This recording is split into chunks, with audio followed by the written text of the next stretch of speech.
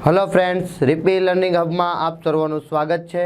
ધોરણ 10 विषय विज्ञान चैप्टर नंबर 8 सजीवों केवी रीते प्रजनन करे छे।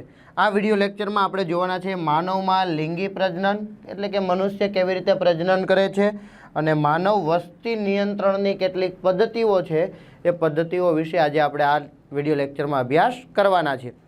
चलो शुरुआत करिए।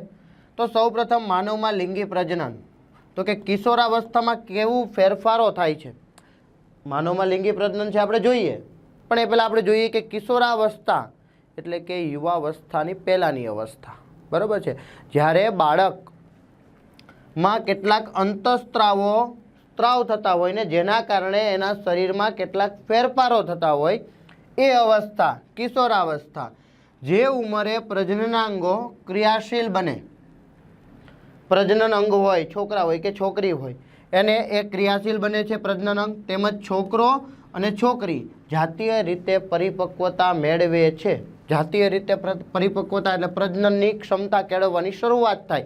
आ अवस्था दरमियान प्रजनन करवा माटेनी जे क्षमता छे ए केळवाय छे अने तेने यौवनारंभ कहे छे। युवा अवस्थानो आरंभ कहे छे। सामान्य शारीरिक वृद्धिनो दर धीमो थवाथी, सामान्य शारीरिक वृद्धि एटले शुं तो के लंबाई में वृद्धि, कद वधतुं होय तो एमां थोड़ो घटाडो थाय।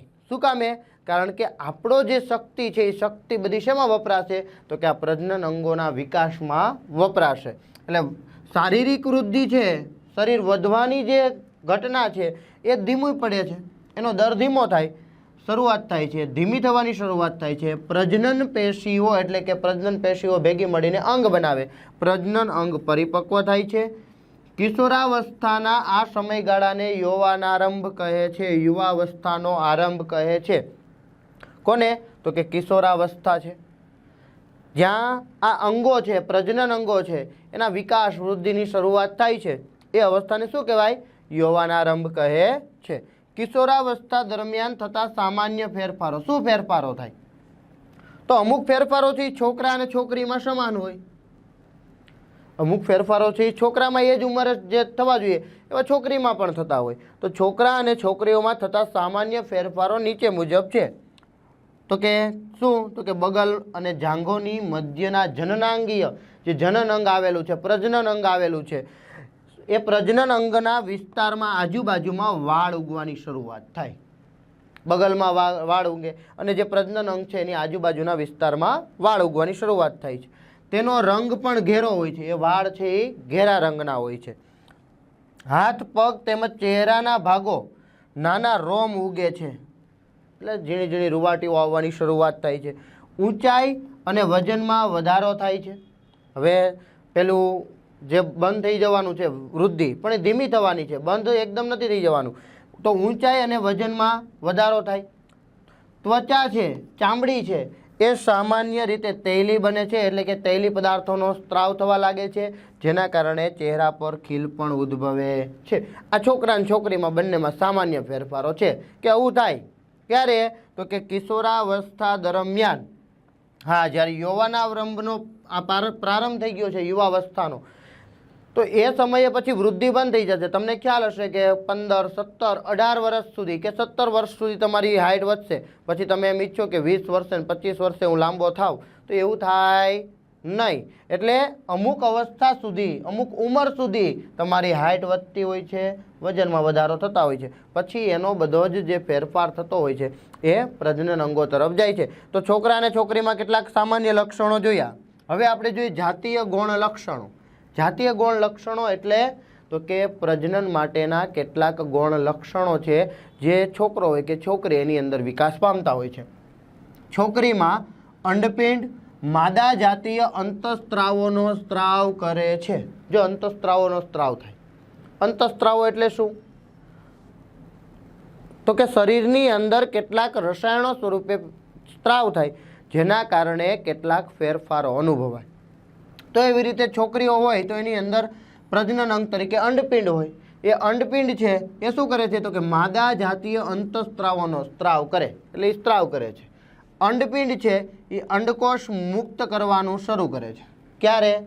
તો કે કિશોરાવસ્થા પૂરી થવાનો હોય, યુવાનારંભ શરૂ થવાનો હોય ત્યારે પ્રજનન અંગોનો વિકાસ થાય છે. પ્રજનન અંગો વિકાસ પામે, સ્તન ગ્રંથિઓ વિકાસ પામે છે. જો આપણે બધા સસ્તન પ્રાણીઓ કહેવાય, એટલે કે સ્તન ગ્રંથિ ધરાવતા હોય એવા સજીવો છીએ આપણે, એટલે આપણે બધા સત્સન કહેવાય. એ પુરુષ હોય કે સ્ત્રી હોય, બધામાં સ્તન ગ્રંથિ આવેલી હોય, પણ માદાની અંદર એ સ્તન ગ્રંથિ છે એનો વિકાસ થાય છે, જ્યારે પુરુષ છે એની અંદર સ્તન ગ્રંથિનો વિકાસ થતો નથી. એટલે સ્તન ગ્રંથિઓ વિકાસ પામે છે અને તેના કદમાં વધારો થાય છે. શેમાં? તો કે માદામાં. જ્યારે પુરુષમાં સ્તન ગ્રંથિ તો આવેલી જ છે પણ એનો વિકાસ થતો નથી. સ્તનાગ્રની, સ્તનનો જે ટોચનો ભાગ છે એને ત્વચાનો રંગ પણ ઘેરો બને છે. તો કેટલા ફેરફાર થયા? તો કે પ્રજનન અંગોનો વિકાસ થાય, સ્તન ગ્રંથિઓ વિકાસ પામે, તેના કદમાં વધારો થાય છે. સ્તનાગ્ર એટલે સ્તન ગ્રંથિના આગળનો જે ભાગ છે તે એ ત્વચાનો રંગ છે એ ઘેરો બને છે. રજોસ્ત્રાવ થવાને કારણે એટલે કે માસિક ચક્ર છે, ઋતુચક્ર છે એ શરૂ થાય. તો આ અવસ્થાની શરૂઆત થાય છે ત્યારે માસિક ચક્ર શરૂ થાય છે, જેને રજોસ્ત્રાવ કે ઋતુચક્ર પણ આપણે કહીએ છીએ. તો એની શરૂઆત થાય છે. છોકરામાં શું થાય છે? તો કે આ બધું છોકરીઓનું. તો છોકરાઓમાં શું થાય? તો કે શુક્રપિંડ છે તે પ્રજનન અંગ છે, બરાબર છે, કે જે શું કરશે? તો કે નર જાતીય અંતઃસ્ત્રાવોનો સ્ત્રાવ કરશે. નર જાતીય અંતઃસ્ત્રાવોનો સ્ત્રાવ કરશે એટલે એ શું થશે? તો કે શુક્રપિંડ છે એ શુક્રકોષોનું ઉત્પાદન શરૂ કરે. શુક્રકોષોનું ઉત્પાદન શરૂ કરે. હવે આ ક્યારે થાય છે? તો કે કિશોરાવસ્થામાં, જ્યારે યૌવનારંભ થાય છે એ સમયે થાય છે. અન્ય ઘણા ફેરફારો કિશોરાવસ્થામાં થાય છે, જેમ કે દાઢી ઉગે છે છોકરાઓને, બરાબર છે, એનો અવાજ છે એ થોડો જાડો બને છે, કર્કશ બને છે. ચહેરા પર દાઢી મૂછનો વિકાસ શરૂ થાય છે. શરીર વધારે સ્નાયુબદ્ધ બને છે, મજબૂત બાંધો બને છે શરીરનો. અવાજ કર્કશ અને જાડો બને છે. ખભા અને છાતીનો ભાગ વિસ્તૃત બને છે, મજબૂત બને છે. શિશ્ન છે એ પ્રસંગોપાત મોટું અને સખત થઈ ઉદ્ધ્વસ્થ બને છે. શિશ્ન જે નર પ્રજનન અંગ છે એ શું થાય છે? તો કે પ્રસંગોપાત મોટું થાય છે, એવા સપનાઓ આવે, અંતઃસ્ત્રાવોના સ્ત્રાવ થતા હોય એટલે શરીરમાં થોડાક ચેન્જ આવતા હોય, એ સમયે એ મોટું અને સખત થઈ ઉદ્ધ્વસ્ત બને છે. તો શરૂઆત કરીએ આપણે નર પ્રજનન તંત્રથી. પુરુષનું પ્રજનન તંત્ર મુખ્યત્વે બે ભાગમાં વહેંચાયેલું છે. પહેલું શુક્રકોષોનું ઉત્પાદન કરતું અંગ અને બીજું શુક્રકોષોને ફલન સ્થાન સુધી પહોંચાડનારા અંગ. જો શુક્રપિંડ છે એ શું કરશે? તો કે શુક્રકોષોનું ઉત્પાદન કરશે. શિશ્ન છે એ શું કરશે?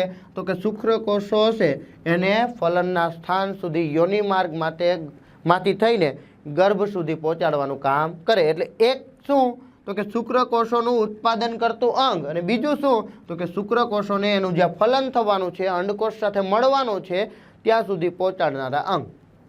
4 માર્ક્સ માટે મોસ્ટ આઈએમપી પ્રશ્ન. 4 માર્ક્સ માટે મોસ્ટ આઈએમપી પ્રશ્ન તૈયાર કરવાનો જ, બરાબર છે. આકૃતિ દોરવાની. આપણે જોઈએ તો અહીંયા જે છે એ શુક્રપિંડ છે, અહીંયા જે છે એ શુક્રપિંડ છે, આ શુક્રપિંડ છે. હવે શુક્રપિંડમાંથી એક નલિકા જાય છે, બરાબર છે. આ નલિકા તો કે અહીંથી અહીં શિશ્નમાં ખુલે છે. એટલે આ જે છે એ શુક્રવાહિની છે. શુક્રપિંડ છે જે શુક્રકોષોનું સ્ત્રાવ કરે છે. એ સ્ત્રાવનું વહન કોણ કરશે? તો કે શુક્રવાહિની કરે છે. ક્યાં સુધી લઈ જાય છે? તો કે અહીંયા એક શુક્રાશય આવેલું છે, એક અહીંયા પ્રોસ્ટેટ ગ્રંથિ આવેલી છે. આ બંને ગ્રંથિઓમાંથી પણ કેટલાક સ્ત્રાવ થાય છે જે અહીંથી શિશ્ન મારફતે શિશ્નની બહાર નીકળતો હોય છે. સાથે તો કે અહીંયા મૂત્રાશય પણ છે. પુરુષ હોય તો એમાં મૂત્રનો અને શુક્રકોષોના ત્યાગ માટે એક જ અંગ છે શિશ્ન.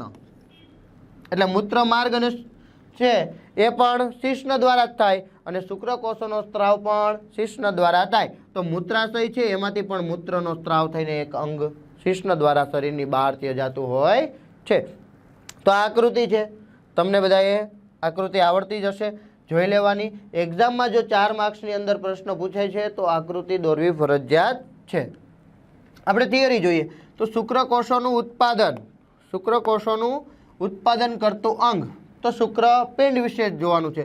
તો શુક્રપિંડ ઉદર ગુહાની બહાર, ઉદર ગુહા એટલે આ નીચેનો ભાગ, પેટની નીચેનો ભાગ ઉદર ગુહા, એ ઉદર ગુહાની બહાર વૃષણ કોથળીમાં એક જોડ શુક્રપિંડ આવેલા છે. વૃષણ કોથળીમાં, બરાબર છે, એનું જે શુક્રપિંડ જે આવેલા છે એ કોથળી તરીકે એને આપણે ઉલ્લેખ કરીએ છીએ. તો એ વૃષણ કોથળી શરીરની બહાર આવેલી છે ને એની અંદર એક જોડ શુક્રપિંડ આવેલા હોય છે. શુક્રકોષોના નિર્માણ માટે, શુક્રકોષો ક્યારે નિર્માણ પામે? તો કે શુક્રપિંડ કરવાનું જ છે. તો શરીરના સામાન્ય તાપમાન 37°C આપણું શરીરનું સામાન્ય તાપમાન છે, એના કરતાં 2 થી 3 ડિગ્રી ઓછું તાપમાન હોવું જરૂરી છે. કેવું હોવું જોઈએ? ઓછું તાપમાન, નીચું તાપમાન હોવું જોઈએ. શરીરનું જે તાપમાન, આપણું શરીર ગરમ હોય, 37°C તાપમાન હોય તો એ તાપમાન કરતાં થોડું નીચું હશે, ત્યારે શુક્રપિંડ શુક્રકોષોનું નિર્માણ કરી શકે છે. શુક્રપિંડમાં શુક્રકોષોનું ઉત્પાદન થાય, એ તો આપણે જોઈ ગયા કે શુક્રપિંડ છે એ શુક્રકોષોનું ઉત્પાદન કરે છે. શુક્રપિંડ છે એ નર જાતીય અંતઃસ્ત્રાવ ટેસ્ટોસ્ટેરોન, નર જાતીય અંતઃસ્ત્રાવ ટેસ્ટોસ્ટેરોનનો સ્ત્રાવ કરે છે. શુક્રપિંડ શુક્રકોષોનો સ્ત્રાવ કરે છે. આ ઉપરાંત નર જાતીય અંતઃસ્ત્રાવ ટેસ્ટોસ્ટેરોનનો સ્ત્રાવ કરે છે. અને આ ટેસ્ટોસ્ટેરોન શેના માટે જવાબદાર છે? તો કે જે નર છે એના ગૌણ જાતીય લક્ષણો માટે. એટલે શું? તો કે ગૌણ જાતીય લક્ષણો એટલે બગલમાં વાળ ઉગવા, દાઢી મૂછ આવવી, જનનાંગોના ભાગમાં એટલે કે શિશ્નની આજુબાજુ છે એ વાળ ઉગવા. આ ઉપરાંત જે શુક્રકોષો સ્ત્રાવ થાય છે એ સમયે શિશ્ન છે એ ઉદ્ધવસ્થ સ્ટટાર બને છે, એના માટે આ ટેસ્ટોસ્ટેરોન અંતઃસ્ત્રાવ જવાબદાર છે. બરાબર છે. તો નર જે છે એ શુક્રપિંડમાંથી નર જાતીય અંતઃસ્ત્રાવ ઉત્પન્ન કરે છે, જે કયો છે? તો કે ટેસ્ટોસ્ટેરોનનો સ્ત્રાવ કરે છે. છોકરામાં ટેસ્ટોસ્ટેરોન શુક્રકોષના ઉત્પાદનનું નિયંત્રણ, જે પણ કેટલું ઉત્પન્ન કરવું એનું નિયંત્રણ પણ કરે છે. અને છોકરામાં યુવાવસ્થાના લક્ષણો, જાતીય ગૌણ લક્ષણોનું પણ નિયંત્રણ કરે. અને આપણે લક્ષણો જોયા તો એનું નિયંત્રણ છે એ આ શુક્રપિંડ કરતું હોય છે. હવે શુક્રકોષોને ફલનસ્થાન સુધી પહોંચાડવાનું છે. ઉત્પન્ન થઈ ગયા અને પ્રજનનની ક્રિયા દ્વારા શુક્રકોષોનું સ્થળાંતરણ કરવાનું છે. અને આપણે આગળ ગઈકાલે જોઈ ગયા હતા, બરાબર છે, આગળના વિડીયો લેક્ચરમાં જોઈ ગયા હતા કે શુક્રકોષ છે, નર જે જાતીય કોષ હશે એ કેવો હશે? તો કે નાનો હશે અને પ્રચલનશીલ હશે. જ્યારે માદા લક્ષણ ધરાવતો જે કોષ હશે, બરાબર છે, માદા પ્રજનન અંગ, તો માદા પ્રજનન અંગ કેવો હશે? તો કે મોટો હશે ને સ્થાયી હશે, તે પ્રચલનશીલ હશે નહીં. જ્યારે નર કોષ કેવો હશે? નર પ્રજનન કોષ, તો કે એ સૂક્ષ્મ હશે અને તે પ્રચલનશીલ કરતો હોય. એટલે હવે અહીંયા આપણે બીજું જોવાનું છે, શુક્રકોષોને ફલનસ્થાન સુધી પહોંચાડનારો અંગો. તો શુક્રવાહિની. ઓકે, શુક્રપિંડે શું કર્યું? તો કે શુક્રકોષોને નિર્માણ કરી દીધા, એટલે એનું કામ પતી ગયું. બરાબર છે. હવે તો કે શુક્રકોષોનું વહન કરવાનું છે. ક્યાં સુધી લઈ જવાનું છે? તો કે ફલનસ્થાન સુધી લઈ જવું છે. તો શું કરશું? તો કે શુક્રવાહિની વિશે લખવાનું. શેના વિશે લખવાનું? શુક્રવાહિની. કે શુક્રકોષો જે ઉત્પન્ન થયા એનું વહન કોણ કરશે? શુક્રવાહિની કરશે. તો શુક્રપિંડમાં ઉત્પન્ન થતા શુક્રકોષોનું શુક્રવાહિની દ્વારા સ્થળાંતરણ થાય છે. એટલે શુક્રવાહિની છે એ કામ કરશે અને શુક્રકોષોનું વહન કરે છે. ક્યાં કરે છે? તો કે શુક્રવાહિની મૂત્રાશયમાંથી આવતી નલિકા સાથે જોડાય. ક્યાં જોડાય? શુક્રવાહિની મૂત્રાશયમાંથી આવતી નલિકા, મૂત્રાશયમાંથી આવતી નલિકા સાથે જોડાય છે. તો એ જોડાઈ ગયું. હવે મૂત્રજનન માર્ગ, તો તે મૂત્ર અને શુક્રકોષોનું વહનનો સામાન્ય માર્ગ છે. એક જ માર્ગ છે કે શિશ્ન છે એના દ્વારા જ શુક્રકોષોનો સ્ત્રાવ થાય અને એના દ્વારા મૂત્રનો પણ ત્યાગ થાય છે. જ્યારે માદાની અંદર આ અલગ અલગ છે કે ભાઈ મૂત્રનો ત્યાગ એ અલગ જે છે એ અલગ છે મૂત્ર માર્ગ, અને અંડકોષ છે એના ત્યાગ માટે પણ અલગ છે. સહાયક ગ્રંથિઓ, તો શુક્રવાહિનીના માર્ગમાં શુક્રાશય અને પ્રોસ્ટેટ ગ્રંથિ તમને મેં આકૃતિમાં બતાવી હતી. તો શુક્રાશય અને પ્રોસ્ટેટ ગ્રંથિના સ્ત્રાવ ઠલવાય છે, જેથી શુક્રકોષો પ્રવાહી અવસ્થામાં આવે છે. અને આ સ્ત્રાવના કારણે શું થાય છે? તો કે શુક્રકોષોનું સરળતાથી સ્થળાંતરણ થાય, વહન થાય. એટલા માટે બીજી બે ગ્રંથિઓ જે સહાયક ગ્રંથિ છે એ છે શુક્રાશય અને પ્રોસ્ટેટ ગ્રંથિ, જે શું કરે છે? તો કે કેટલાક પ્રવાહીનો સ્ત્રાવ કરે છે, જેના કારણે શુક્રકોષો છે એ પ્રવાહી અવસ્થામાં આવે છે. અને આ સ્ત્રાવના કારણે શુક્રકોષોનું સ્થળાંતરણ છે એ સરળતાથી થાય. પ્રવાહી અવસ્થામાં હશે તો સ્થળાંતરણ કેવું થશે? તો કે સરળતાથી થશે. અને આ સ્ત્રાવ શુક્રકોષોના હલનચલન માટે જરૂરી પોષણ પણ પૂરું પાડે. હવે શુક્રકોષો છે એની આકૃતિ તમે જોઈ હશે કે પૂંછડી જેવો ભાગ હોય, એ પૂંછડી દ્વારા એ આગળ તરફ જાય તો એને જે શક્તિ મળવી જોઈએ, પોષણ મળવું જોઈએ, એ પણ આ સ્ત્રાવ દ્વારા શક્ય બને છે. નર જનન કોષો, તો શુક્રકોષો નર જનન કોષો છે, બરાબર છે. શુક્રકોષો છે એ પુરુષ દ્વારા ઉત્પન્ન થયા છે એટલે નર જનન કોષો છે. શુક્રકોષ સૂક્ષ્મ રચના છે, ખૂબ નાની એવી રચના છે. તે શીર્ષ અને લાંબી પૂંછ ધરાવે છે. તે શીર્ષ એટલે કે માથાનો ભાગ અને પૂંછડી જેવો ભાગ ધરાવે છે. શુક્રકોષોની આકૃતિ તમે જોઈ જ હશે, બરાબર છે. આ રીતનું આકૃતિ હોય કે જે આગળનો ભાગ છે એ આગળ તરફ વહન કરતો હોય છે. તે શીર્ષ અને લાંબી પૂંછડી ધરાવે છે. તો આવી આકૃતિ હોય તો આ પૂંછડીનો ભાગ છે તે પ્રતલન માટે મદદરૂપ થાય છે અને શુક્રકોષ છે આગળની તરફ વધતો હોય છે. શુક્રકોષોના શીર્ષના કોષ કેન્દ્રમાં આનુવંશિક દ્રવ્ય તો કે ડીએનએની અંદર શું હોય? તો કે રંગસૂત્ર હોય. તો આ આનુવંશિક પિતૃ લક્ષણો માટે જવાબદાર છે એવું આપણે ભણી ગયા હતા. તો ડીએનએ છે એ ડીએનએની અંદર રંગસૂત્ર આવેલા હોય જે પિતૃ લક્ષણો માટે જવાબદાર છે. એનો મતલબ એમ કે એ માતા પિતામાંથી લક્ષણોનું સ્થળાંતરણ કરે છે. એનો મતલબ એમ કે તે આનુવંશિક છે. કેવા છે? આનુવંશિક દ્રવ્ય છે. તે નર પિતૃના આનુવંશિક લક્ષણોનું વહન કરે. કોના? તો કે નર પિતૃના. કેમ? તો કે પુરુષ છે ને શુક્રકોષ છે, બરાબર છે. પુરુષ ઉત્પન્ન કરે છે, એમાં આવેલા શુક્રપિંડ ઉત્પન્ન કરે છે એટલે નરનું કરશે. એવી જ રીતે માદા હશે ત્યારે એ માદાના આનુવંશિક લક્ષણોનું પણ વહન કરે. પણ કોણ હશે? ત્યાં અંડપિંડ હશે, એ આપણે હમણાં જોઈએ. તો નર એટલે કે પિતૃના આનુવંશિક લક્ષણોનું વહન કરે છે. લાંબી પૂંછડી શુક્રકોષોને માદા પ્રજનન કોષ સુધી, હવે વહન કોનું થવાનું છે? તો કે શુક્રકોષનું છે. તો આ શુક્રકોષ છે તો એનું વહન કઈ રીતે થશે? તો કે એનું સ્થળાંતરણ કરવામાં મદદરૂપ એની પૂંછડી થાય છે. આ પૂંછડી છે એ હલનચલન કરશે એટલે પેલો કોષ છે એ આગળ વધશે અને તે પ્રતલનશીલ બનશે એટલે કે એક જગ્યાએથી બીજી જગ્યાએ જશે એટલે કે શિશ્ન દ્વારા માદાના યોનિ માર્ગમાં સ્ત્રાવ થાય જેથી તે ગર્ભસ્થાન સુધી પહોંચી શકે છે. હવે જોઈએ માદા પ્રજનન તંત્ર. તો સ્ત્રીનું પ્રજનન તંત્ર એક જોડ અંડપિંડ એટલે કે આ અંડપિંડનો ભાગ છે. ફરીથી આકૃતિ પહેલાં જોઈ લઈએ પછી આપણે થિયરી સમજીએ. તો આ અંડપિંડ છે, આ બંને અંડપિંડ છે એ અંડકોષ ઉત્પન્ન કરે. અંડકોષ ઉત્પન્ન કરે એટલે આ છે એ છે ફેલોપિયન નલિકા અને એટલે કે અંડવાહિની. અંડવાહિની છે અંડકોષનું વહન કરાવે. ફેલોપિયન નલિકા, અંડવાહિની અંડકોષનું વહન કરાવે. આ છે ગર્ભાશય, જ્યાં ગર્ભનું સ્થાપન થવાનું છે, જ્યાં બાળક નિર્માણની ઘટના થવાની છે. તો આ ગર્ભાશય છે. આ ગ્રીવા જે છિદ્ર છે એ ગ્રીવા છે. આ છે યોનિ માર્ગ છે જ્યાં શિશ્ન દ્વારા શુક્રકોષોનો સ્ત્રાવ થાય. તો એ જે હમણાં આપણે જોયું હતું કે આ જે શુક્રકોષ છે એને અહીંથી અહીંયા એનો સ્ત્રાવ થાય એટલે અહીંયા સુધી પહોંચવાનું હોય. આ ઉપરાંત એ આ નલિકાઓ સુધી પહોંચે અને ત્યાંથી એ અંડકોષ સાથે ભેગો થઈને એનું સ્થાપન, અહીંયા કોષનું સ્થાપન થતું હોય એટલે આ માતાનો ગર્ભ છે એ ગર્ભમાં બાળકનું નિર્માણ થવાનું છે. તો આ આકૃતિ છે. એક જોડ શું આવેલું છે? તો કે અંડપિંડ આવેલા છે. એ ફેલોપિયન નલિકા અથવા તેને કહેવાય અંડવાહિની, એના દ્વારા એનું વહન, અંડકોષનું વહન ક્યાં સુધી કરાવે છે? તો કે ગર્ભાશય સુધી કરાવે છે. ગર્ભાશય જ્યાં ખુલે છે એ નાનું છિદ્ર છે એ ભાગને કહેવાય ગ્રીવા અને એક ગ્રીવા છે યોનિ માર્ગમાં ખુલે છે ને યોનિ માર્ગ છે યોનિ દ્વાર દ્વારા શરીરની બહાર ખુલતો હોય છે. તો આ યોનિ એક જોડ અંડપિંડ ધરાવે છે. એક જોડ અંડપિંડ ઉપરાંત એક જોડ અંડવાહિની, કારણ કે બંને બાજુ છે એટલે એનું વહન કરવા માટે એક જોડ અંડવાહિની હશે. ગર્ભાશય છે, ગ્રીવા છે, યોનિ માર્ગ છે અને યોનિ દ્વાર ધરાવે છે. આટલા અંગો છે. અંડપિંડ જોઈએ તો સ્ત્રીની ઉદર ગુહામાં એક જોડ અંડપિંડ આવેલા છે.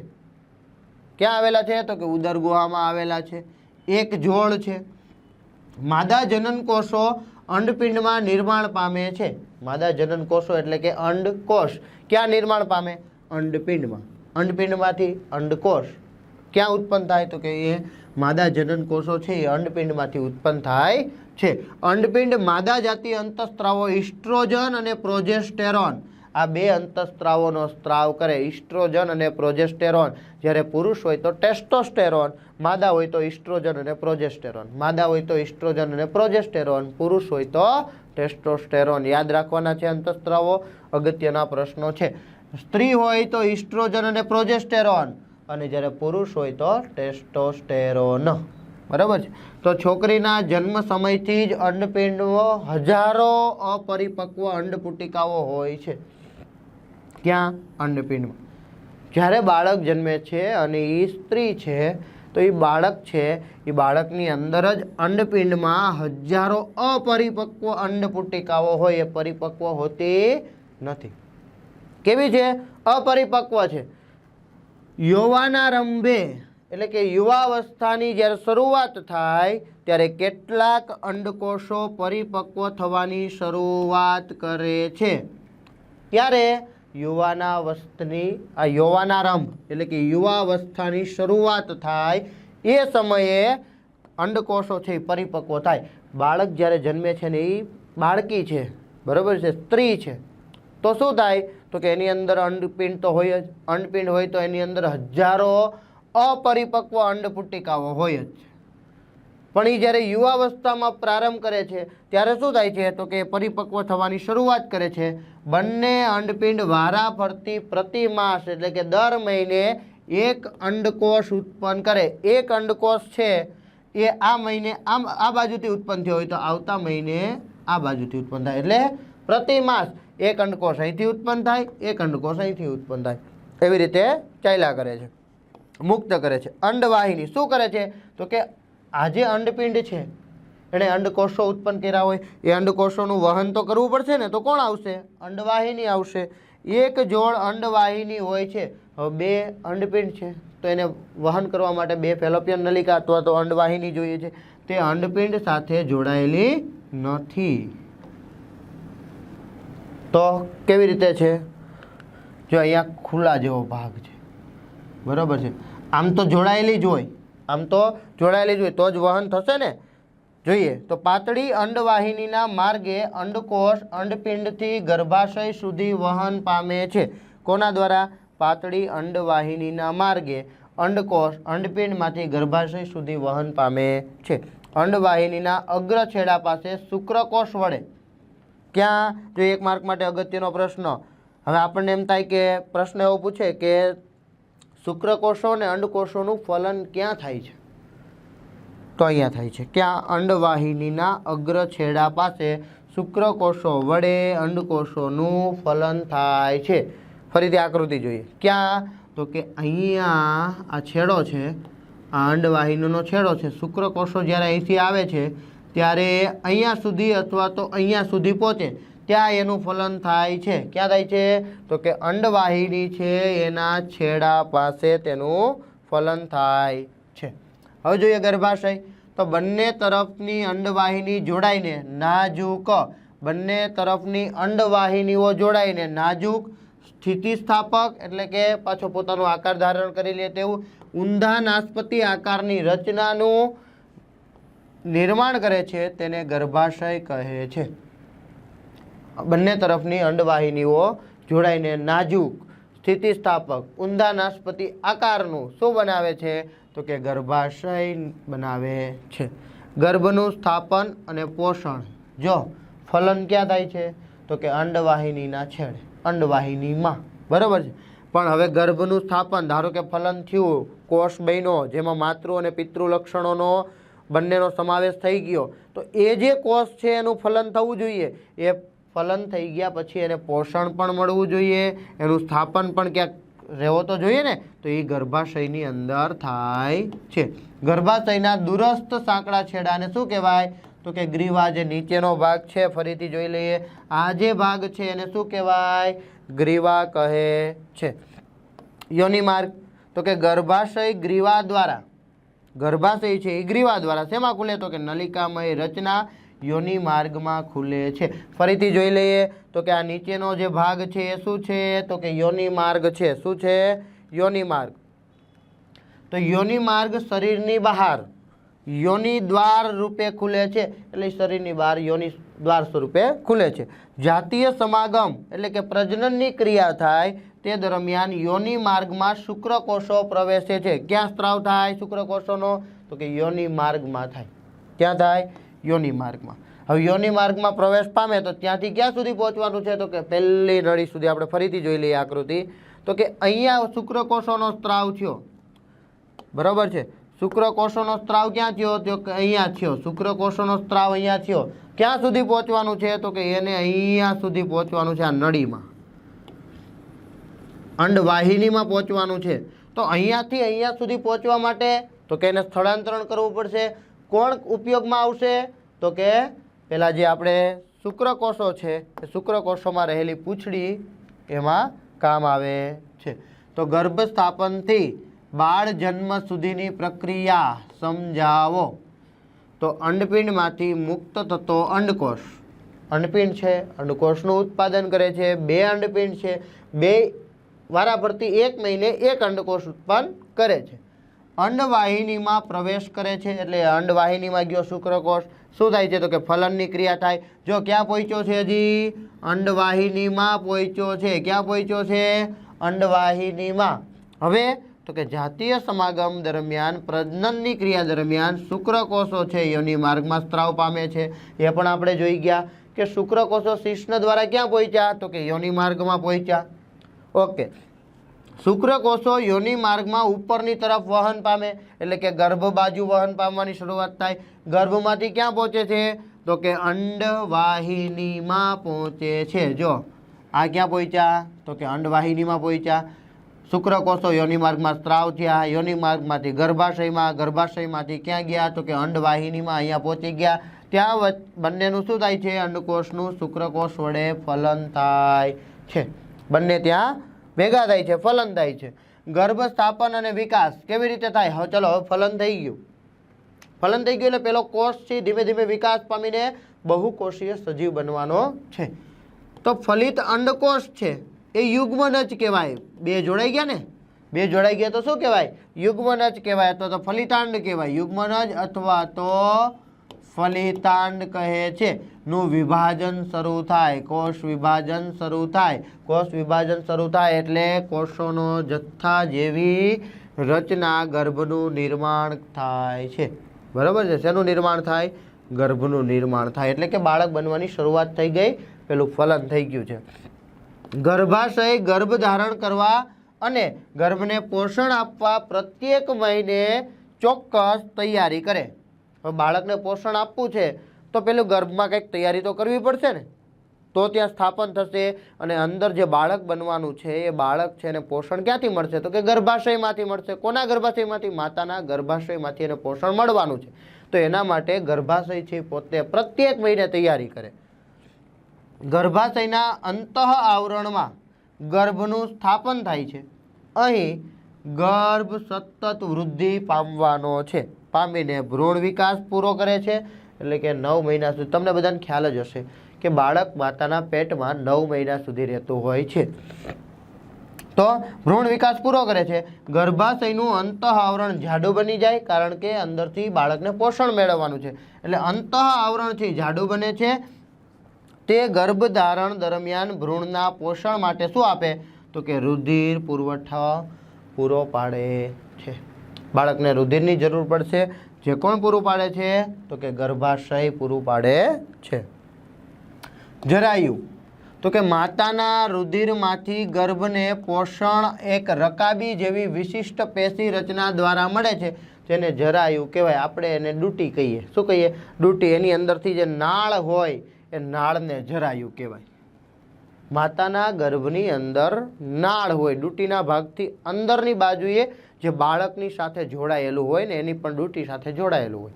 તો બાળકની ડૂટી સાથેની જે નાળ છે, બરાબર છે? આ શબ્દ તમે સાંભળ્યો હોય. જરાયુ આપણા માટે કદાચ નવો શબ્દ કહેવાય, પણ નાળ તો સાંભળ્યું હશે. તો ડૂટીના ભાગથી, એટલે કે માતાના ગર્ભની અંદરની બાજુની વાત કરું છું, ડૂટીના ભાગથી એક નાળ બાળકની જે ભ્રૂણ વિકાસ પામે છે એની નાળ સાથે, એટલે કે એની નાભી સાથે, એટલે કે એની ડૂટી સાથે જોડાયેલું હોય. એ રચના આખી છે ને આપણે નાળ કહીએ. અહીંયા આપણે વિજ્ઞાનની ભાષામાં શું કહેવાય તો કે જરાયું કહેવાય. શું કહેવાય? જરાયું કહેવાય. તો માતાના રુધિરમાંથી ગર્ભને પોષણ કોણ આપે છે તો કે રકાબી જેવી વિશિષ્ટ પેશી રચના દ્વારા મળે છે, તેને જરાયું કહે છે.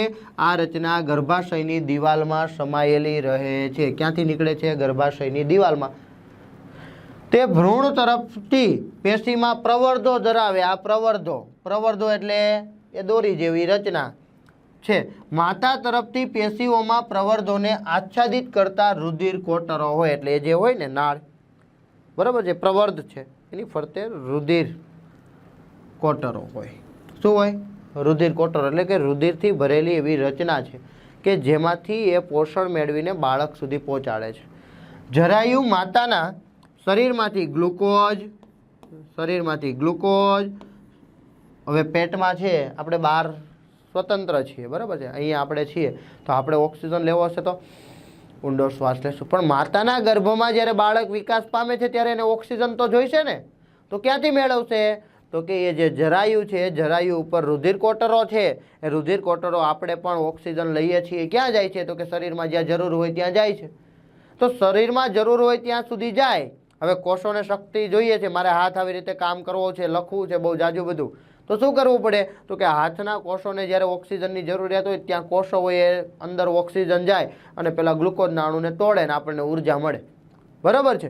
તો ઉર્જા એવી રીતે મળતી હોય તો માતાના ગર્ભની અંદર જે બાળક વિકાસ પામે છે એને વિકાસ તો પામવું જ છે, એટલે એને પણ ઓક્સિજનની જરૂરિયાત હોય, ગ્લુકોઝની જરૂરિયાત હોય. તો ક્યાંથી મળે તો કે એ જે પ્રવર્ધ છે એમાંથી. એ પ્રવર્ધ શું છે તો કે નાળ છે, જરાયું છે, આપણે એમ કહીએ જરાયું છે. તો ગ્લુકોઝ, ઓક્સિજન તેમજ અન્ય પદાર્થો વિકસતા ભ્રૂણમાં સ્થળાંતરણ કરવા માટે વિશાળ સપાટી આપે છે. એ પ્રવર્ધ છે એ બાળકને ગ્લુકોઝ જોતો હશે, ઓક્સિજન જોતો હશે કે કેટલાક અન્ય પદાર્થો જે શરીરના વિકાસ માટે જરૂરી હશે, એ પદાર્થોની જ્યારે જરૂરિયાત હોય તેનું સ્થળાંતરણ કરવા માટે વિશાળ સપાટીની જરૂરિયાત હોય છે. અને જરૂરિયાત કોણ પૂરી પાડે છે તો કે આ પ્રવર્ધ પૂરો પાડે છે. વિકસતા ભ્રૂણ દ્વારા ઉત્પન્ન થતા ઉત્સર્ગ દ્રવ્યો આગળ પણ આપણે ચર્ચા કરી ગયા. જે વ્યક્તિ ખોરાક ખાય છે એ કંઈક ને કંઈક ઉત્સર્ગ દ્રવ્યો ઉત્પન્ન કરે, વધારાના દ્રવ્યોને ઉત્પન્ન કરે છે. તો એમ આ પણ શું કરશે તો કે બાળક છે એણે ગ્લુકોઝ મેળવો, એણે ઓક્સિજન મેળવો, અન્ય પ્રોટીન, વિટામિન, ચરબી વગેરે જેવા પદાર્થો મેળવા તો કંઈક ઉત્સર્ગ દ્રવ્યો પણ ઉત્પન્ન કરશે ને. એણે પોષણ મેળવવું છે તો કેટલાક દ્રવ્યો એવા હશે જે એના શરીર માટે હાનિકારક હશે, બિનજરૂરી હશે, જેની જરૂરિયાત નહીં હોય, તો એને આપણે ઉત્સર્ગ દ્રવ્ય કહીએ. તો એ ઉત્સર્ગ દ્રવ્યો પણ ઉત્પન્ન થયા હશે, બરાબર છે, ઉત્સર્ગ દ્રવ્યો પણ ઉત્પન્ન થયા હશે જે જરાયુ માધ્યમ દ્વારા માતાના રુધિરમાં સ્થળાંતરણ થાય છે, એટલે કે માતાના લોહીમાં ભળી છે અને ફરીથી એનું સ્થળાંતરણ થાય ને એનું ગાળણ થાય અને એ શરીર, માતાનું શરીર છે એનો ત્યાગ કરી દેતી હોય છે. તો આ હતું જરાયુ એટલે કે એક પ્રવર્ધ એટલે કે નાળ, બરાબર છે, વગેરે વગેરે. તો બાળ જન્મ હવે કેવી રીતે તો કે માતાના શરીરમાં ભ્રૂણને વિકસિત થવા માટે લગભગ 9 મહિનાની જરૂરિયાત હોય છે, અથવા તો 9 મહિના થાય, બરાબર છે. બાળકનો જન્મ ક્યારે થાય તો કે તે માતાના શરીરની અંદર પૂરતા પ્રમાણમાં પોષણ મેળવે છે અને વિકસિત બને છે, ત્યાર પછી એ બાળક જન્મ લેતું હોય છે. ગર્ભાશયની પેશીઓના લયબદ્ધ સંકોચનથી, ગર્ભાશય છે એની પેશીઓ છે એનું લયબદ્ધ સંકોચન એટલે ફૂલે પાછું ભેગું થાય, ફૂલે ભેગું થાય, એવું લયબદ્ધ સંકોચનથી નવજાત શિશુ બાળ જન્મ થાય છે. તમે બધાય મૂવીઓમાં જોયું જ હશે, તમે બધાય મૂવીમાં જોયું હશે કે પુશ કરવાનું કે શા માટે તો કે બાળકનું લયબદ્ધ સંકોચન દ્વારા, હવે આ રીતે ફૂલેલો ભાગ હોય પેટનો, અહીંથી પુશ કરે એટલે એ આગળ જશે, એટલે આગળનો ભાગ ફૂલે ને પાછળનો ભાગ ઢકાતો જાય, મતલબ નીચો થતો જાય. એવી રીતે આમ લયબદ્ધ સંકોચન દ્વારા બાળકનો જન્મ થતો હોય છે. માસિક ચક્ર, દર મહિને અંડપિંડ છે એ એક અંડકોષ, 2 અંડપિંડ છે, આ મહિને આ અંડકોષ ઉત્પન્ન કરે છે તો આવતા મહિને એટલે કે એના પછીના મહિને આ અંડકોષ ઉત્પન્ન કરશે. એવી રીતે અંડકોષ ઉત્પન્ન કરે છે. હવે અંડકોષ ઉત્પન્ન કરે એટલે ત્યાં શુક્રકોષો જાય અને એનું ફલન થાય તો બાળક બને. એના માટે ગર્ભાશયે શું કર્યું છે કે પોતાની તૈયારી કરી છે, દિવાલ જાડી બનાવી છે, રુધિર ભરી દીધું છે, કારણ કે બાળક જો બન્યું, ફલન થયું તો પોષણની તાત્કાલિક જરૂરિયાત છે. એ સમયે ગર્ભાશય પહેલેથી જ રેડી હોય છે, તૈયાર હોય છે, બરાબર છે. તો હવે શું થાય તો કે માસિક ચક્ર એ સ્ત્રીમાં દર 28 થી 30 દિવસના સમયગાળામાં થતી ઘટના છે. તે એક ચક્રીય ક્રિયા અને ગર્ભધારણ દરમિયાન અવરોધાય છે. તે એક ચક્રીય ક્રિયા છે અને ગર્ભધારણ દરમિયાન અવરોધાય છે. એટલે કે ગર્ભધારણ થયું, જો ફલન થઈ ગયું તો માસિક ચક્ર ચાલુ છે નહીં, એ બંધ થઈ જાય, એ અવરોધાય છે. ક્યારે? જ્યારે બાળકનું નિર્માણ થાય ત્યારે, જ્યારે માતા ગર્ભવતી હોય ત્યારે. તો માસિક સ્ત્રાવ દરમિયાન યોનિ દ્વારમાંથી રક્તસ્ત્રાવ, રુધિરનો સ્ત્રાવ, લોહીનો સ્ત્રાવ બહાર નીકળે છે. આ સ્ત્રાવ દરમિયાન કોષ ભંગાર અને અફલિત એટલે કે કોષ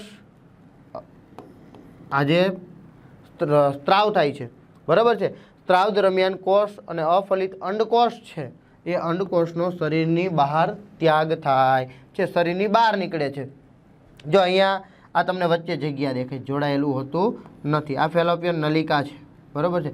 આ ભાગ એટલો દૂર છે, દેખાય છે? ઓકે. જ્યારે અંડકોષ ઉત્પન્ન થાય એટલે એક અહીંથી આમ જવાનો છે, જશે. એવી જ રીતે આ બાજુથી જાય છે. હવે શું થાય છે તો કે જો અહીંયા આ જે જવાનું છે ને, એટલે આ દિવાલ એને તૈયાર કરી છે, આ ગર્ભાશયની દિવાલ છે એ તૈયાર છે. હવે અહીંયા કોઈ શુક્રકોષ એને નથી મળતો, ફલનની ક્રિયા થતી નથી. ફલનની ક્રિયા નથી થતી એવા સમયે શું કરે છે તો કે હવે આની કોઈ જરૂરિયાત નથી, ફલનની ક્રિયા થઈ નથી, અંડકોષને શુક્રકોષ નથી મળ્યો, પ્રજનનની ક્રિયા નથી થઈ, બરાબર છે. એની ઉંમર નથી થઈ એટલે નથી થઈ. તો એવા સમયે એને આ દિવાલની કોઈ જરૂરિયાત નથી હોતી, તેથી તે દિવાલ તૂટી જાય અને યોનિ માર્ગ મારફતે રુધિરનો સ્ત્રાવ શરીરની બહાર ત્યજો થાય છે, જેને આપણે માસિક સ્ત્રાવ કહીએ છીએ. જેને આપણે શું કહીએ છીએ? માસિક સ્ત્રાવ કહીએ છીએ. શું છે તો કે ગર્ભાશય તો દર મહિને તૈયારી કરે જ છે એની, પણ એ અંડકોષનું ફલન શુક્રકોષ વડે થતું નથી. એવા સમયે એની કોઈ જરૂરિયાત ન હોય એટલે એ તૂટી જાય છે. તૂટી જઈને રુધિર મારફતે એટલે કે રુધિર છે એ શરીરની બહાર નીકળે છે, જેને આપણે માસિક સ્ત્રાવ કહીએ છીએ. સ્ત્રીમાં જો અંડકોષનું ફલન ન થાય તો અંડકોષ લગભગ 1 દિવસ સુધી જીવિત રહે છે. એ જે અંડકોષ ઉત્પન્ન થયો, નલિકામાં આવ્યો છે, શુક્રકોષ ત્યાં સુધી પહોંચી ગયો તો એનું ફલન થઈ જવાનું. ફલન થશે તો ભ્રૂણ બનશે, યુગ્મનજ બનશે, બરાબર છે. એટલે કે ફલિતાંડ બનશે અને એમાંથી ભ્રૂણનો વિકાસ થાય. પણ 1 દિવસ સુધી એને શુક્રકોષ મળતો નથી તો 1 દિવસ સુધી જીવિત રહે. અંડપિંડ છે એ પ્રત્યેક મહિને એક અંડકોષ મુક્ત કરે, એ આપણે જોઈ ગયા કે દર મહિને એક અંડકોષ મુક્ત કરે છે. ગર્ભાશય પ્રત્યેક મહિને ગર્ભના સ્થાપન માટેની તૈયારી પણ કરે છે.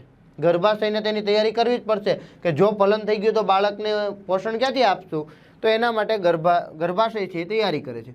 આ માટે ગર્ભાશયની અંતઃ દિવાલ કેવી બનેલી હોય છે તો કે જાડી હોય, સ્થિતિસ્થાપક હોય અને પુષ્કળ રુધિર પુરવઠા સભર હોય. જાડી બની એટલે એનો મતલબ થયો કે રુધિર છે અને એની અંદર જેટલા પણ જરૂરી દ્રવ્યો છે એ બધા અંદર હશે, સ્થિતિસ્થાપક પણ છે.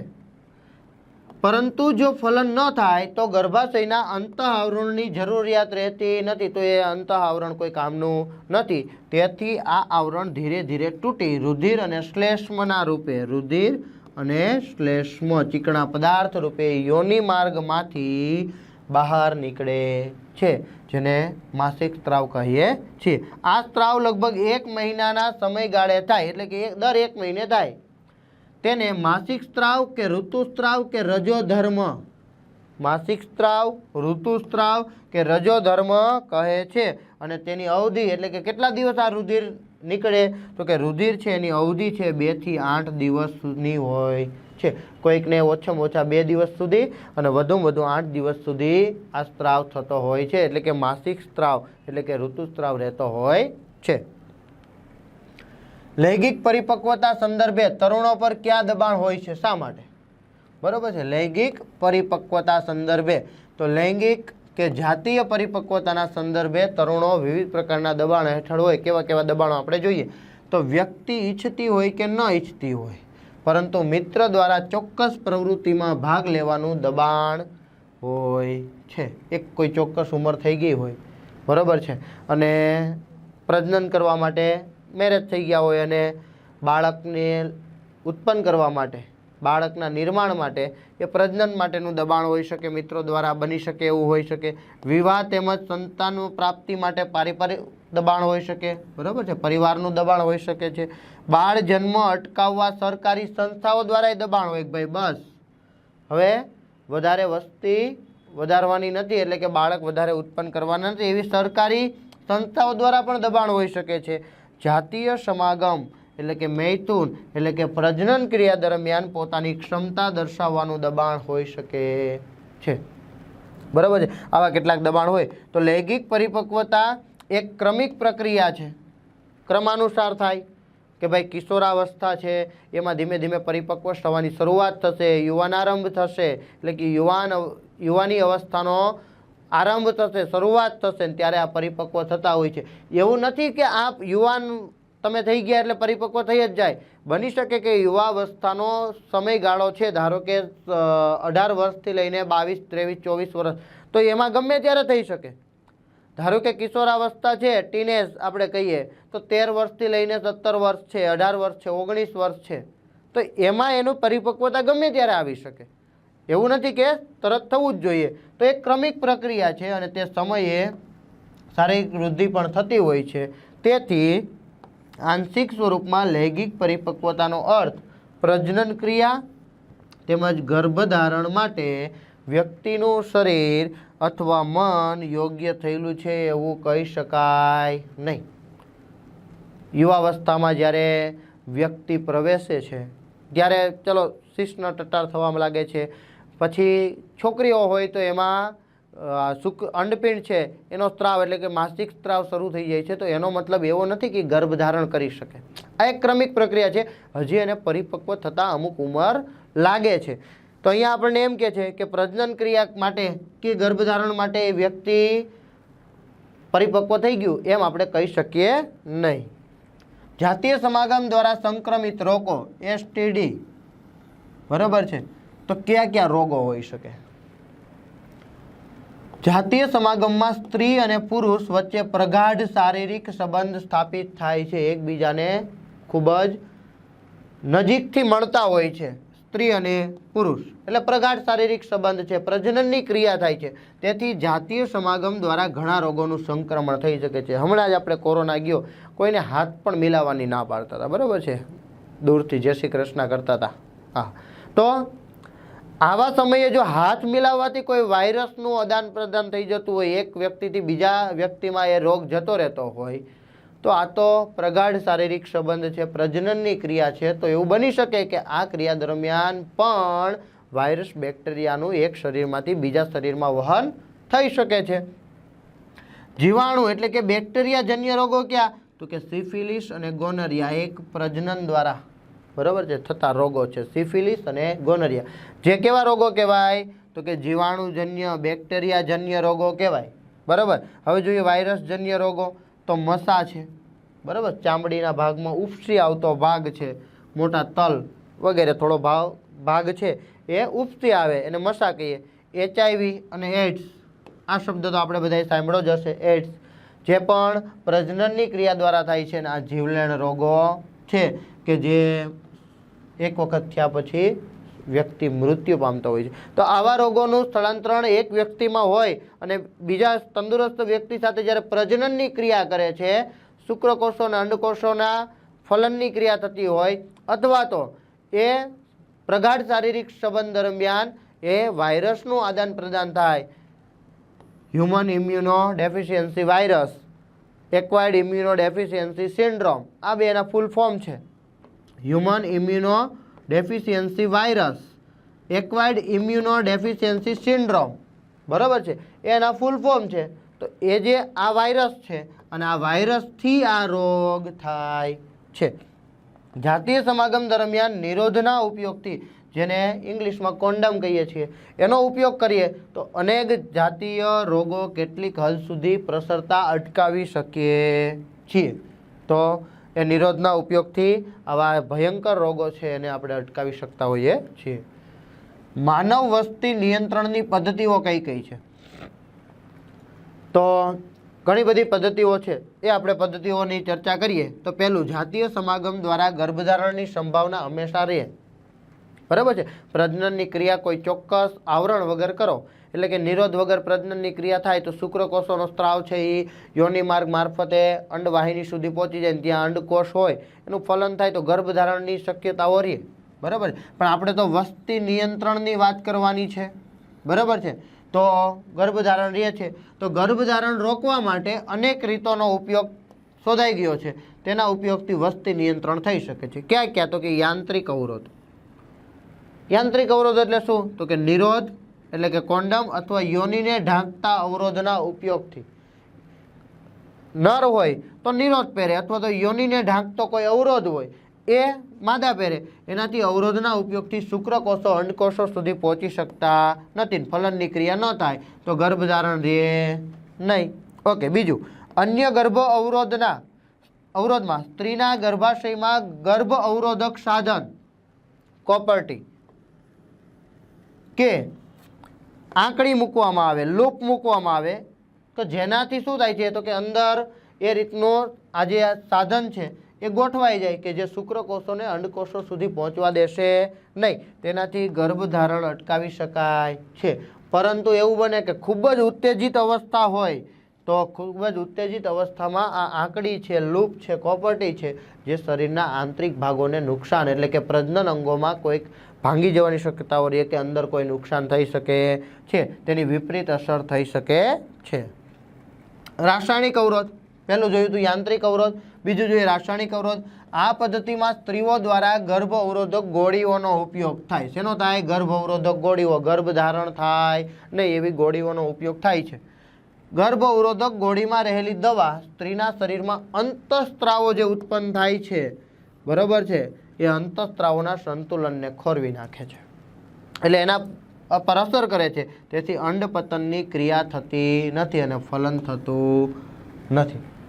આ ઉપરાંત એના પર વિપરીત પણ અસર પણ કરી શકે છે। ગર્ભ અવરોધક ગોળીઓ અંતઃસ્ત્રાવ સંતુલનમાં ફેરફાર કરે છે, તેના કારણે કેટલીક વખત વિપરીત અસરો પણ થઈ શકે છે। એટલે ગોળી લેવાથી હા ગર્ભધારણ નથી રહેતું, બરાબર છે, ગર્ભધારણ થતું જ નથી, ગર્ભ નિર્માણ નહીં પામે, પણ એની કેટલીક વિપરીત અસરો પણ એના શરીર પર થતી હોય છે।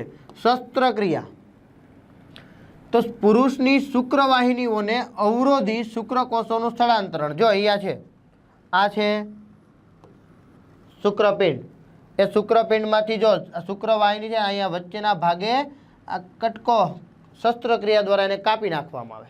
કાપી નાખવામાં આવે એટલે શું થાય? તો કે શુક્રકોષો વહન અહીંથી આમ પામશે જ નહીં, અહીંથી અટકી જશે, અહીંથી અટકી જશે। તો શસ્ત્રક્રિયા દ્વારા શું થાય? તો કે શુક્રવાહિનીઓને અવરોધી શુક્રકોષોનું સ્થળાંતરણ અટકાવવામાં આવે છે। એવી જ રીતે સ્ત્રી હોય તો સ્ત્રીની અંડવાહિનીને અવરોધે, જો અહીંયા જે અંડવાહિનીઓ છે એ અંડવાહિનીઓને અહીંથી શસ્ત્રક્રિયા દ્વારા અવરોધવામાં આવે કે જે ઉત્પન્ન થાય, અહીંયા હતું તે શુક્રપિંડમાંથી શુક્રકોષો વહન પામે પણ શુક્રવાહિનીમાં એવો કાપ મૂકી દેવામાં આવે શસ્ત્રક્રિયા દ્વારા કે જ્યાંથી શુક્રકોષ છે એ આગળ વધી શકશે નહીં। એવી જ રીતે અહીંયા માદાની અંદર અંડપિંડ છે, એ અંડપિંડ દ્વારા ઉત્પન્ન થતો અંડકોષ છે જે અંડવાહિની દ્વારા જે વહન પામતો હોય ત્યાં શું કરવામાં આવે?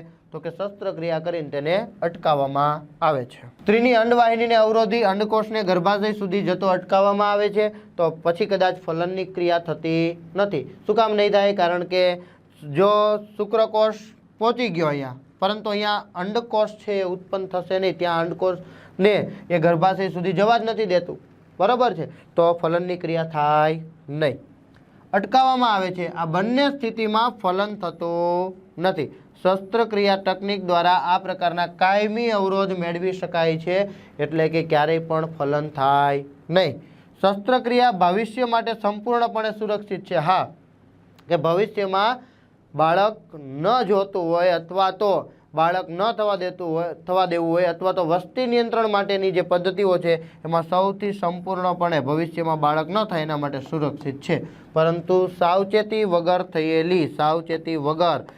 થયેલી જે શસ્ત્રક્રિયા છે એના પરથી શું થાય?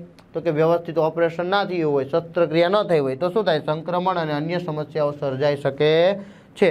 તો આ હતી આ વસ્તી નિયંત્રણની પદ્ધતિઓ।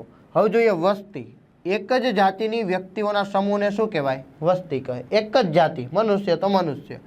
પ્રજનન ક્રિયા દ્વારા સજીવો પોતાની વસ્તીની વૃદ્ધિ કરે છે. પ્રજનન ક્રિયા દ્વારા જ વસ્તીની વૃદ્ધિ થાય. નવો સજીવ ક્યારે દેખાશે? તો કે પ્રજનનની ક્રિયા દ્વારા નવું બાળું ઉત્પન્ન થાય ત્યારે. વસ્તીનું કદ તેના જન્મદર અને મૃત્યુદર વડે નક્કી થાય. કેટલા મૃત્યુ પામે છે, કેટલા જન્મે છે એને આધારે વસ્તીનું કદ. 2 મૃત્યુ પામે ને 4 જન્મે તો વસ્તી દર વધારે છે એમ કહીએ, અને 4 મૃત્યુ પામે ને 2 જન્મતા હોય તો મૃત્યુ દર વધારે છે એમ કહી શકાય. તો એ કોના વડે નક્કી થાય? તો કે જન્મદર અને મૃત્યુદર વડે વસ્તીનું કદ નક્કી થતું હોય છે. માનવ વસ્તીના કદમાં વધારો ચિંતાનો વિષય છે. કન્ટિન્યુ માણસો વધતા જ જાય તો એ ચિંતાનો વિષય છે. વસ્તીના કદમાં વધારો, ખોરાકની અછત. હવે જો વધારે માણસો થશે, ખોરાક પણ વધારે જોઈશે તો એની અછત ઉત્પન્ન થશે. નિમ્ન જીવન સ્તર, બરાબર છે, આટલા બધા લોકોને બેરોજગારી હોય તો એને ખોરાક ક્યાંથી આપશું? એટલે એનું નિમ્ન જીવન સ્તર હોય છે. નૈસર્ગિક સ્ત્રોતોનો ઘટાડો થાય. હવે રહેવા માટે ઘર મકાન બધું બનાવવું પડશે એટલે શું કરશે? તો કે વૃક્ષોનો નાશ થાય. એટલે નૈસર્ગિક સ્ત્રોતોનો ઘટાડો અને સામાજિક અસમાનતાના પ્રશ્નો સર્જે છે. આમ વસ્તીનું કદ તુલનાત્મક રીતે ઓછું કે મર્યાદિત રાખવું જોઈએ. બરાબર છે. વસ્તી જો મધ્યમ કદની હશે તો વ્યવસ્થિત બધા જ લોકો સારી રીતે જીવી શકતા હોય છે. અહીંયા આપણે આ 8મું ચેપ્ટર પૂરું કરીએ છીએ. તમને ખૂબ જ મજા આવી હશે. આવા જ અવનવા ચેપ્ટર આપણે આગળ પણ જોઈશું. ત્યાં સુધી થેન્ક યુ વેરી મચ.